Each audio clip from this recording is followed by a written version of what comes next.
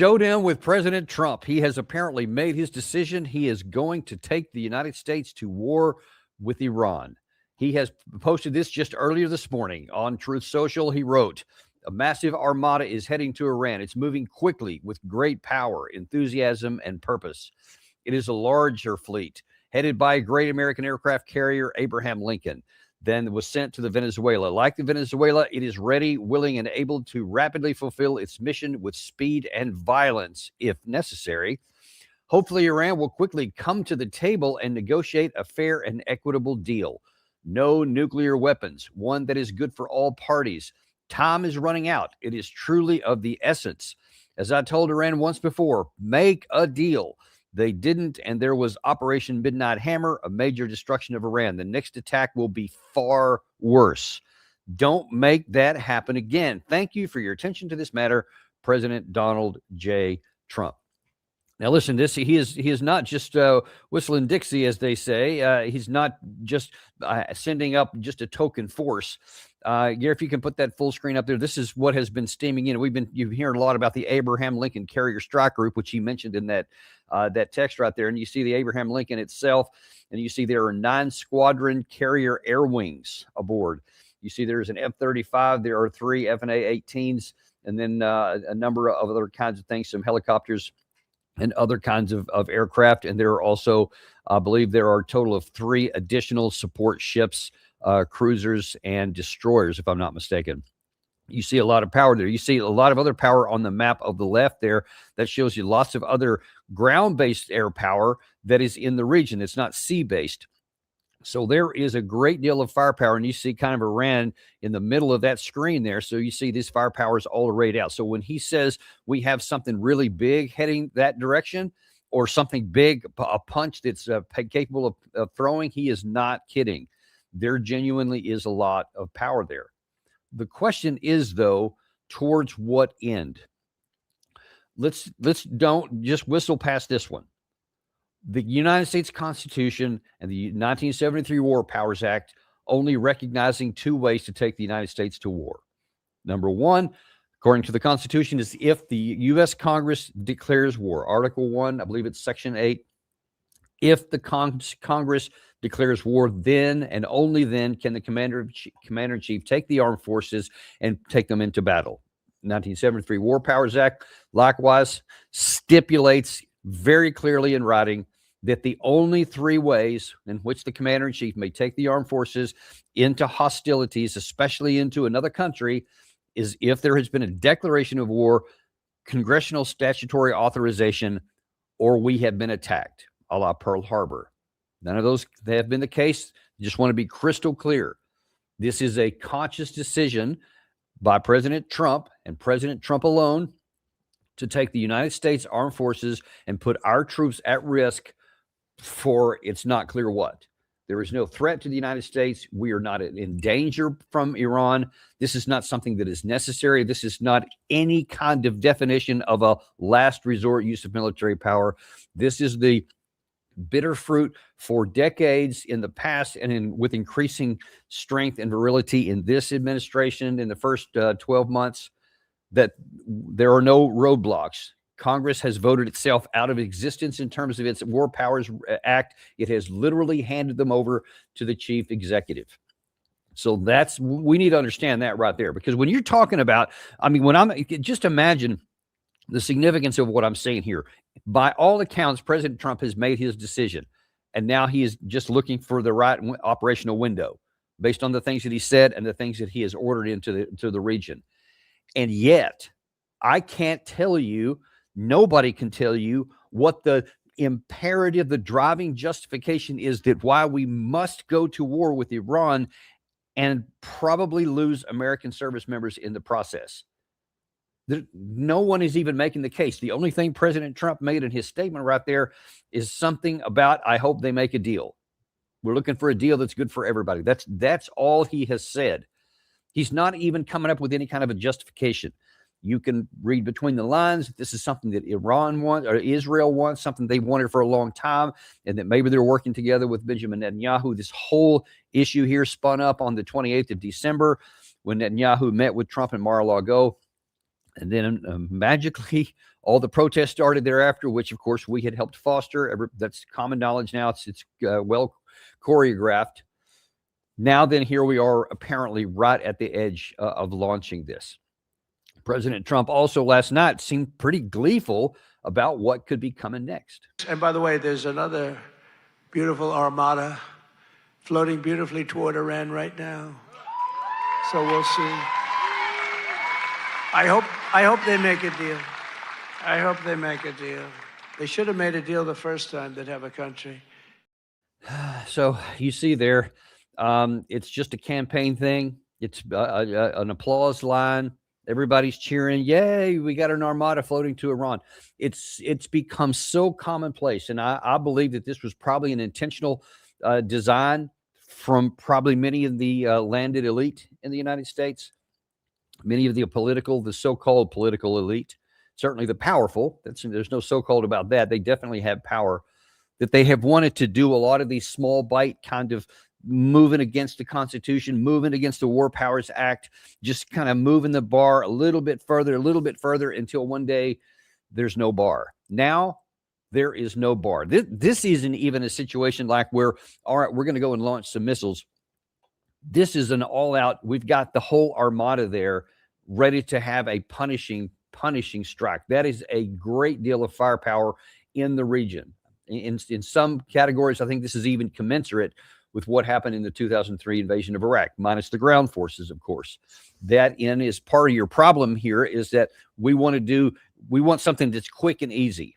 We had a British diplomat, Alistair Crook, on the show yesterday, said, his acknowledgement or his assessment of what Trump likes to do, I think is really apropos, is that he wants to come in big, quick, splashy, get something done that you can put on TV and get out.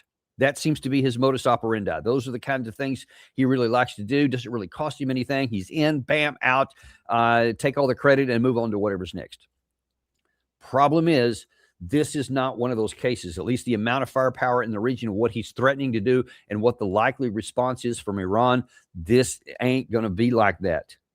If he thinks it is, if he's being advised that it is, he's being desperately bad advised, because it will be a near miracle if it turns out like that. The most likely scenario is that this expands throughout the region, and that Americans that are currently safe and sound right now are going to come under fire, and many of them may die if we launch this attack. Now, one of the things Trump said both in that Truth Social and in that soundbite I just put there is he keeps going back to this, make a deal, right? That's what he keeps saying. That's what the Iranians need to do. Like, all this firepower is up there to get them to make a deal. Well, it's instructive here to see what is the deal that's on the table. What is it we're asking them to do?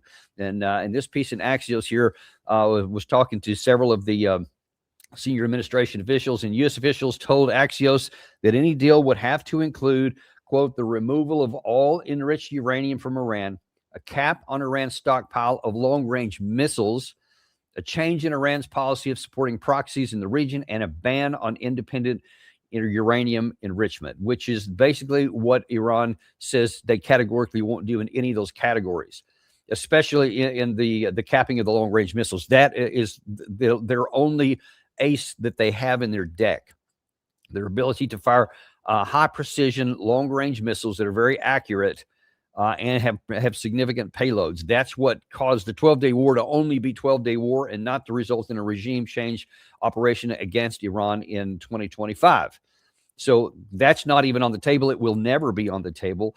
No enrichment will also never be on the table. None of those things are going to be on the table. So that is the literal definition, not of a poison pill, but of a poison pill bottle. All the pills in there are poison. That leads to the conclusion that there is no actual attempt to diplomacy. So when Trump says we're trying to make a deal, and that's what this armada is meant to, there's no deal to be made. That's not lost on a former Secretary of State, Mike Pompeo, as he again almost gleefully looks forward to the lack of diplomacy. This is not that complicated. This regime has to go at this point. There's no deal. There's no agreement. President Obama tried that path. He led to continue their nuclear program. President Biden tried to do the same thing. This is not a regime that could be negotiated with. This is a regime that is going to have to be forced from power by the Iranian people, and the United States can provide support for that. Okay, I'm just going to throw not just a BS flag, but you are a liar straight into the camera. There is the most intense, bald-faced, knowing lie that he could possibly have told there. He knows it. He's counting on other people either to have heard the lie so many times that it becomes believable because, well, they keep saying it. It must be true. When he says that Iran can't be negotiated with, when he says that Obama tried and failed, to the literal contrary, the Obama administration tried and succeeded. They got a negotiated deal with Iran. There had been done before that, and after 2 painstaking years, they came out with the deal. And the deal had a 10-year, I think it was a decade sunset clause on it. I think it had a full decade on it. So from nothing to a decade, with the expectation and the full discussion that when the next time it came to an curtailment, when it came to the end term, that it would be renegotiated. And as long as the terms were being met, and as long as everybody was happy, and as long as everybody was getting a win, then it would continue on.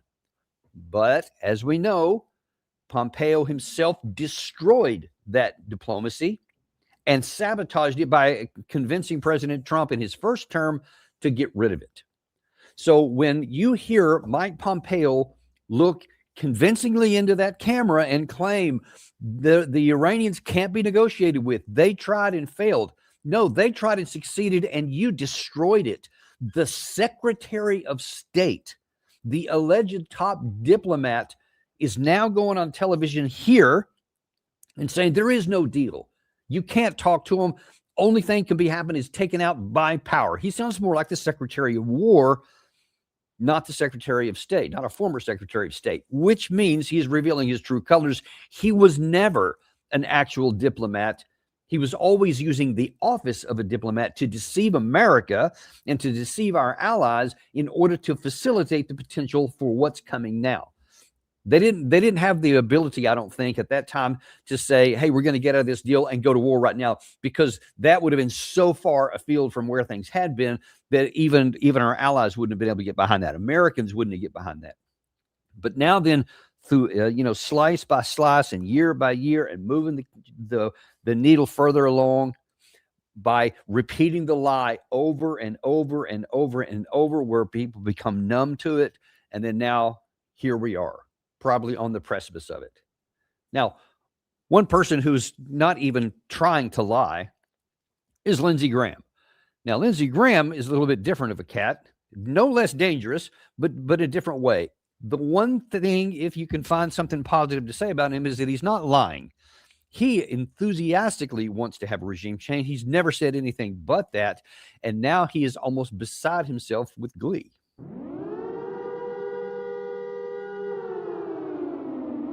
Donald Trump is Reagan plus. He's a man of peace, but not to be trifled with. So what did he tell the protesters? Keep protesting. Help is on the way.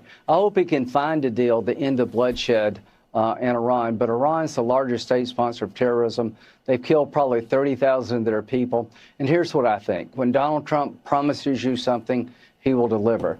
To the Iranian people, President Trump has your back. Help will be on the way. I'm not going to say any more. Okay. Okay, forget what I said, at least in that soundbite. That wasn't truthful. That was nearly all a lie, and a ham-fisted lie at that. It's all about the peaceful protesters in Iran. My heart bleeds for those poor Iranian protesters after we sent these decades long of sanctions and just bone-crushing sanctions to try and destroy their economy, to then artificially destroy the rial and their currency, to cause a collapse, and then to send in tens of thousands of Starlink terminals, apparently large amounts of weapons, definitely agitators from numerous quarters in the Middle East, intentionally by MI6, according to Pompeo. The MI6, we can imagine the CIA and other intelligence agencies were involved. Syrian Democratic Kurds, we know that from the Turks, by the way, who are sort of our allies in one sense and not in another. have been funneling all these people in there. It failed. So we caused the situation intentionally for a purpose to crush the people inside of Iran. And then when they rose up, then we helped those, because there's no question that there's plenty of people inside of Iran that hate the mullahs, have always hated the mullahs, and have always wanted to shed that burden off of them. But it's a relatively small percentage of them. That's the reason why it hasn't worked up to this point. So we thought, well, we'll artificially inseminate it. We'll make it work. We'll pump it full of all this stuff and then see if that works. And so far, at least, it didn't, because they didn't count on the effective crackdown by the state government there in very brutal ways. So we love to show all these images of destruction. We love to talk about these huge casualty counts. Maybe 15, 20, 30,000 maybe have been killed by some claims, maybe 5,000, whatever the number is. They don't really care. They love the images because that galvanizes Western public eyes. That gives people motivation and moral justification for agreeing to what these bloodlusters have wanted to do all along, which is create the conditions necessary for the image of an upheaval. And then in the perverse claim, like Lindsey Graham did there, that we're going to go and help you, even though we wanted you to get killed. We wanted them to overreact so that we could use your bodies as tools to foster our continued attempt to go in there and get the regime out, to put somebody in there that we like. I'm sure it has nothing to do with oil. I'm sure it has nothing to do with geopolitical control.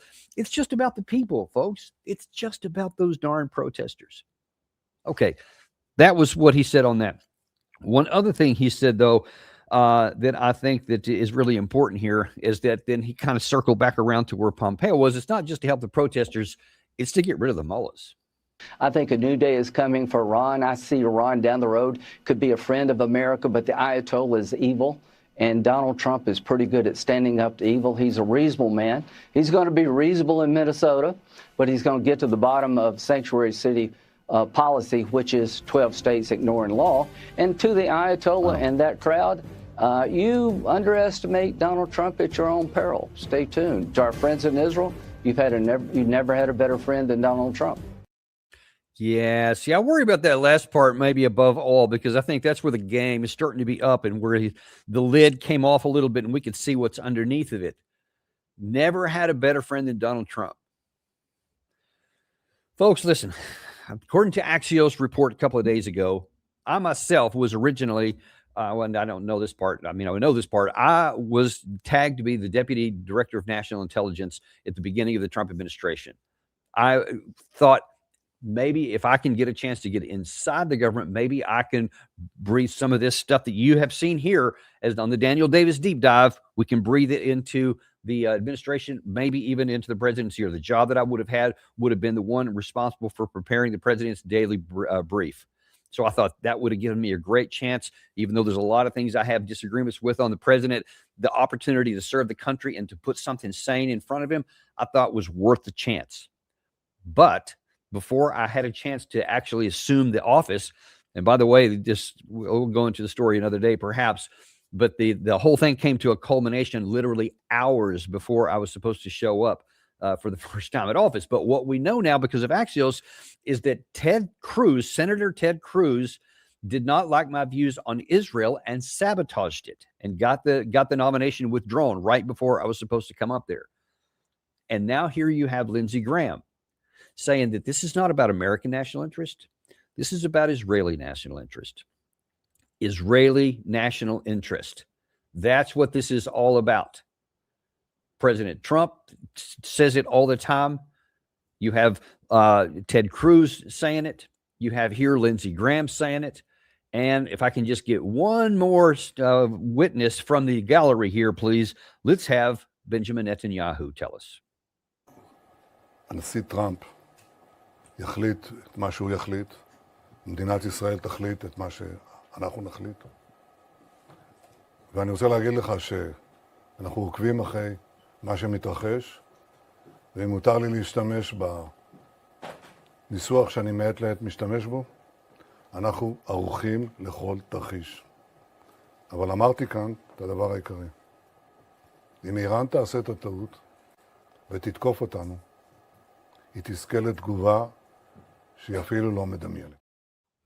Yeah, and that's who's been behind this all the time. You may remember last year we showed you a number of times former Prime Minister Benjamin Netanyahu, who said over and over, we have to destroy the head of the octopus. We can't just destroy some of the tentacles. We've got to go after Iran. This is a once in a 50-year opportunity, he said, just over and over and over, so much emphasis. And now it looks like they're finally on the edge of it. The 12-day so-called war last year, which had a lot of missiles going back and forth between Israel and Iran and caused substantial damage in both sides. But Israel had a lot more to lose, and they were not able to stop them with their integrated air defense systems. None of that has changed. So I'm not sure what Israel think is going to be different now, except that it appears that they're ready to roll the dice and just gamble that all of that combat power that I just showed you on that first screen. Gary, if you can pull that one back up there again, soak this in, folks. Do you see all of those things? The Abraham Carrier Strike Group. You see all those other icons on there. Those are all American assets, only American assets. Right now, they are being handed over to the state of Israel. This is Benjamin Netanyahu's obsession. This is what he has wanted so long. This is what the Israeli leaders have wanted so long. By all accounts, we did not strike on the 14th of this month because Netanyahu said we need more combat power in the region. So they flew a lot more in. They flew a lot more air defense systems in different places. And then they moved this aircraft carrier battle group into the waters. So by all observation, the state of Israel has said we need the use of the U.S. armed forces. We need Central Command and all of their assets. And we know that the U.S. Central Command commander was there just a couple of days ago, had high-level meetings with all these people. You can say whatever you want, but the evidence is right there in your face. You ignore it to your peril, and you ignore it to just refusing to see the truth. The United States Armed Force is in the pocket of the president or the prime minister of the state of Israel, period. Apparently, Donald Trump has chosen, for reasons I can't imagine. I mean, obviously, he's getting lots of pressure from the likes of Mike Pompeo, from the likes of Lindsey Graham, from Jack Keane, those guys have been the most vociferous public faces that have just continued to relentlessly talk about this.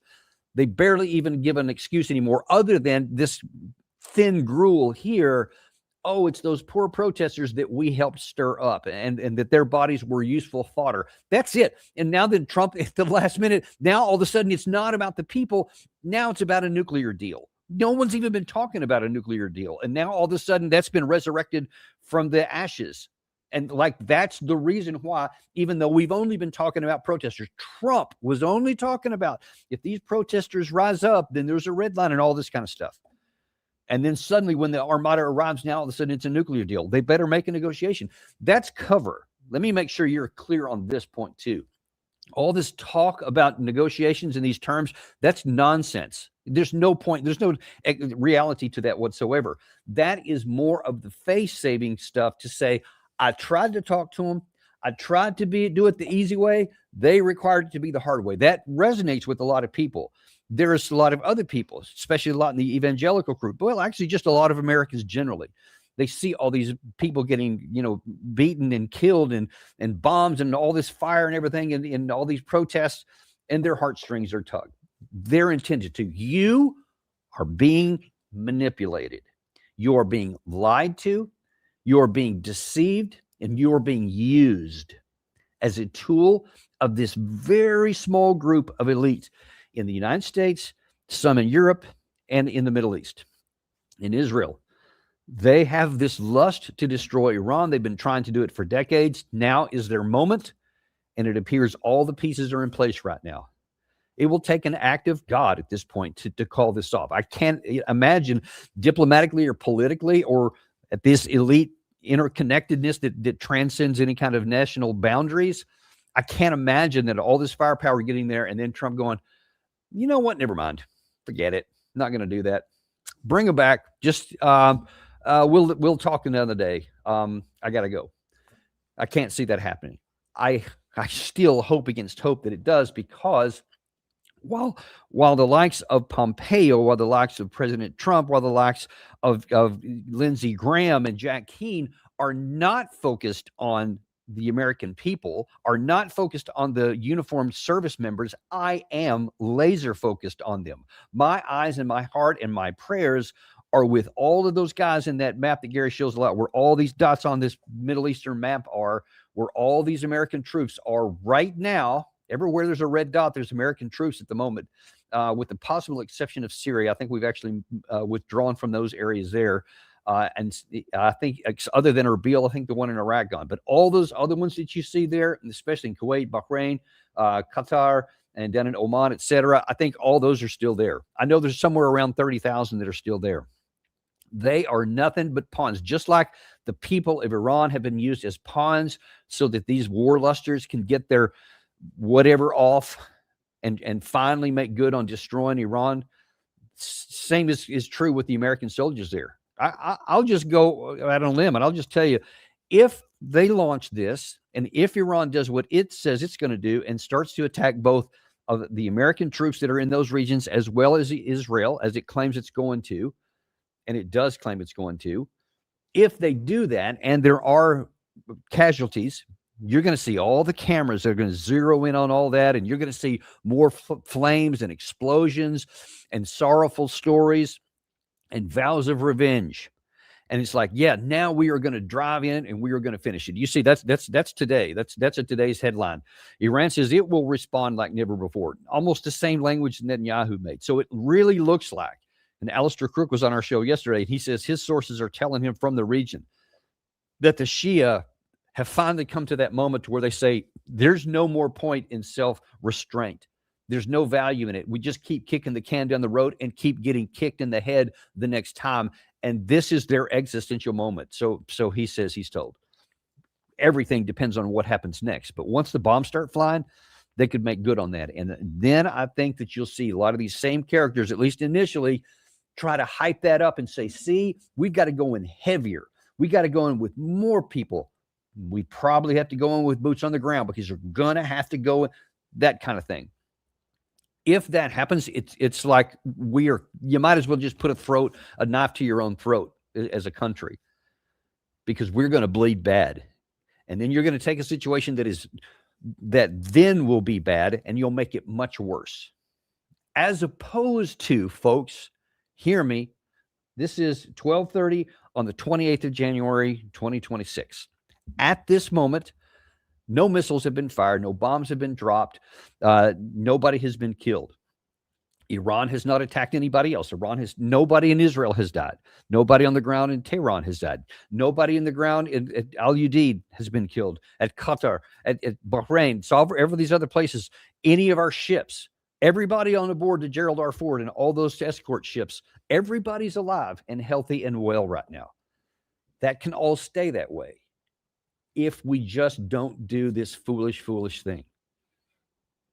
There is no need to do this. Not only is it not in our national interest, it is contrary to our national interest to go down this path. We will be harmed. In the very best case scenario, we will be harmed if we go down this path. Even the countries of the region, folks, even the people who are historic enemies and adversaries of Iran, Saudi Arabia, I think the UAE, they're both telling us, you can't use our bases if you're going to attack Iran. They're trying to work together with Iran. Even these people that are adversaries to them don't want to. Gary, if you could put that full screen up there, the one of the X post, the X post there, you'll see that even Saudi Arabia, and you remember that it was, like a year and a half or so ago, a little bit longer than that, to where Iran allegedly fired missiles, very pinpoint accurate missiles, by the way, into a refining capacity that took 5% of the global refining capacity offline for a period of time in Saudi Arabia. And that same Saudi Arabia is now saying, according to Ocean Defender here, Prince Mohammed bin Salman, the kingdom's de facto leader, told Iranian President Pezeshkian during a call on Tuesday that Saudi Arabia would not allow its airspace or territory to be used by the United States for an attack against Iran, following a similar statement issued earlier by the United Arab Emirates.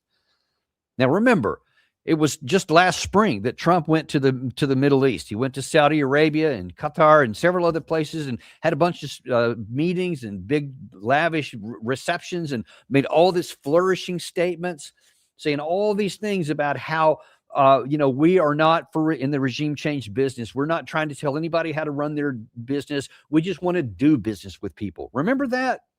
I lauded that at the time. I said, that is a breath of fresh air. I said, and I had a caveat even at that moment. I said, as long as his actions follow his words.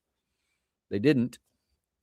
At least they haven't so far, because there's already been a lot of attacks and a lot of destruction. We'll see what happens now. I'm just, really just, I'm frustrated, as you can tell a little bit. I'm a little bit angry, and I'm also sad. I'm frustrated. I fear that some of my brothers and sisters who are still wearing the uniform are marked for death, and that even they don't know it right now. If the president orders this, there are probably Americans and there are definitely Israelis who are alive and breathing and have plans and hopes right now who won't be probably 24 hours after those bombs start falling. I hope I'm wrong. I hope that doesn't happen. I hope nobody in Iran has to die. I hope somehow some sanity will come into the president and somebody will get into him that he can trust, and to tell him, this is not in your benefit. This is not good politically for you. The chances that this going sideways are so big that it will have potentially catastrophic losses in the 2026 midterm if you only care about politics. If you care about the people and the service members, don't take this action so that nobody's life gets lost and thrown in the trash. Nobody gets put in the firing line for something that has nothing to do with our national security. That is what I'm trying to emphasize here, and what I'm going to continue to hope and pray until evidence shows that there's no reason to pray anymore, because things have changed. Until that time, we're going to continue to hope that sanity will prevail. We are unintimidated and uncompromised to bring you the truth, no matter what it is, folks. And this is it. What I'm telling you is true, and it is verifiable. You can see it. You can count most of it. It's logical and it makes sense. Let us hope that that returns to the President of the United States. Thanks very much, folks. And we'll see you at 2 o'clock today. And we'll have the great Larry Johnson back on with his, former CIA analyst. Always has a great take on a lot of this and some stuff happening in the Middle East, in Europe as well. See you then on the Daniel Davis Deep Dive. I don't try to talk you into buying gold or tell you how to run your stock portfolio, but there is a way you can help us. Subscribe, hit that like button, and share this with somebody you love.